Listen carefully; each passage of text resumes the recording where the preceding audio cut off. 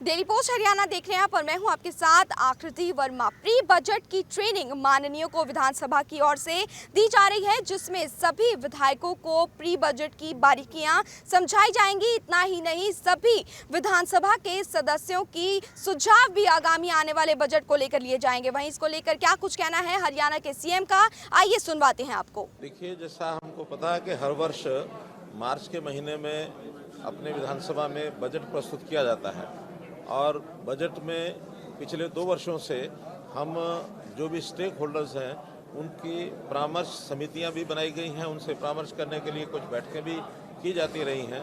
उसका बहुत बड़ा लाभ उन दिनों में, उन दोनों वर्षों में हुआ है। इस बार मैं स्पीकर साहब का बहुत धन्यवाद करता हूं, आभारी हूं कि 3 महीने पहले और अगले बजट के संबंध में कुछ ट्रेनिंग सेशंस, कुछ एक्सपर्ट्स को बुला करके ये किए जा रहे हैं। और इसमें हमने भी आग्रह किया है कि जो बजट सत्र में सामान्यतः विधायक अपनी डिमांड्स को उठाते हैं, उसकी बजाय अभी 3 महीने पहले यदि अपनी डिमांड्स बता देंगे तो उनको बजट के अंदर समायोजन करना आसान होता है। अन्यथा बजट प्रस्तुत होने के बाद कई बार ऐसी डिमांड्स को समायोजन करना कठिन होता है। तो ऐसा विधायकों ने इस बात को सराहा है और मुझे लगता है कि अभी 3 महीने पहले ही अपने अपने क्षेत्र की डिमांड के हिसाब से अगर वो बताएंगे तो आगामी बजट में उनको समाहित किया जा सकता है। एक बहुत अच्छा ये प्रयोग है और इससे विधायकों की ट्रेनिंग होगी, उनकी समझ भी बढ़ेगी और बजट के जो मुख्य पहलू होते हैं उन सब पहलुओं के बारे में भी उनको जानकारी मिलेगी, ताकि बजट सेशन में एक अच्छे प्रकार का बजट वो पास किया जा सके। सर, आपने कर्ज का भी जिक्र किया था। आपने कहा कि हरियाणा एक लिमिट दायरे में कर्ज लेता है, दायरे से बाहर नहीं जाते। विपक्ष हमेशा कहता है कि आप लोग कर्ज लेते हैं, घी पीते हैं। ऐसा है, वैसे तो मैं कई बार कह चुका हूँ, विपक्ष का अर्थ ही विपक्ष की बात करना ही होता है। कभी पक्ष की बात, समर्थन की बात करने का तो कोई अर्थ बनता नहीं है।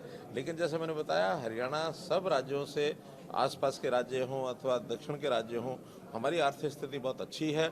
हमारा जो जीएसडीपी है वो हर वर्ष बढ़ता है और जितनी मात्रा में जीएसडीपी बढ़ता है उतनी ही मात्रा में हम जो है वार्षिक जो कर्ज वही लेते हैं, उससे ज़्यादा नहीं। हमारे कर्ज की जो लिमिट होती है अभी तक थी 3%, लेकिन कोविड के कारण से इसको 4.5 और 5% भी किया गया। लेकिन हमने अभी भी 3.5% से ऊपर अपना बजट का जो ऋण है वो कभी प्रस्तावित नहीं किया है। और अब आगे हम विचार करते हैं कि 3.5 को भी घटा करके हम कोशिश करेंगे इसको 3% तक ही रखा जाए। जीएसटीपी बढ़ने से और हमारे स्कोप जो है हमारे पास ऋण लेने का पर्याप्त होता है, उससे हम लेते हैं और उससे विकास के काम, जनता के जो हित के काम हैं वो सब हम करते हैं। हम जनता के हितों में जो योजनाएं, जो उन्हें घोषणाएं की हैं, जो हम सब्सिडी देते हैं, जो हम ग्रांट्स देते हैं, जो हम रेवेन्यू के जो खर्च करते हैं, वो सारे बाकी प्रदेशों से भी अधिक हैं। उदाहरण के तौर के ऊपर हमारे यहाँ सबसे ज़्यादा जो ओल्ड एज पेंशन है वो सब प्रदेशों से ज़्यादा है। हमने अभी आयुष्मान भारत में भी, बाकी देश में तो केंद्र की जो सीमा है 1,20,000 रुपये वार्षिक की, हमने उसको 1,80,000 रुपये तक वार्षिक कर दिया है।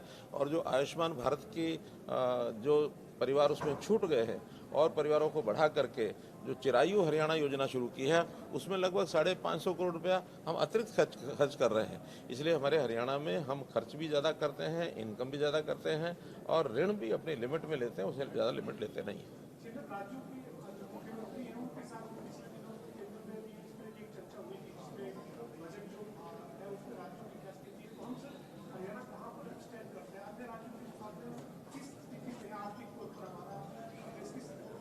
जैसे मैंने बताया ना कि उसमें सामान्यतया जो ऋण की सीमाएं होती हैं जीएसडीपी की तुलना में, उसी को आंकलन किया जाता है।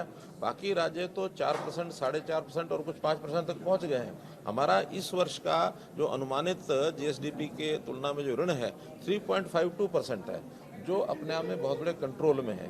तो इसलिए हम बाकी राज्यों की स्थिति की तुलना में हम काफ़ी अच्छे लेवल पर खड़े हैं।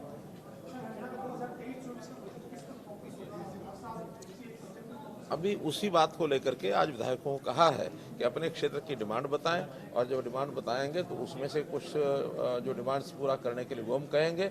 और अगले बजट के फोकस में जो सेवाएं हैं, ज़रूरी सेवाएं हैं, शिक्षा है, स्वास्थ्य है और जो प्रदूषण को समाप्त करने के लिए एनवायरमेंटल विषय हैं उस पर है, कृषि है, सिंचाई है और ग्रामीण विकास में खासतौर पर जैसा हमने पॉन्ड अथॉरिटी बनाई है, उसके प्रकार से स्वच्छता का अभियान है। तो ऐसे मोटे जो विषय पहले से जिनके ऊपर फोकस हमारा है, उसी को आगे बढ़ाते हुए एक अच्छा बजट हम लेकर के आएंगे, लेकिन अभी 3 महीने बाकी हैं। बजट से पहले आप हर बार स्टेक होल्डर से मीटिंग करते हैं और अब की बार भी उस तरह की मीटिंग उसी प्रकार की कोई योजना बनाएंगे, लेकिन आज उसका जो पहला जो चरण है वो विधायकों का प्रशिक्षण है, ये भी उसी का एक हिस्सा है।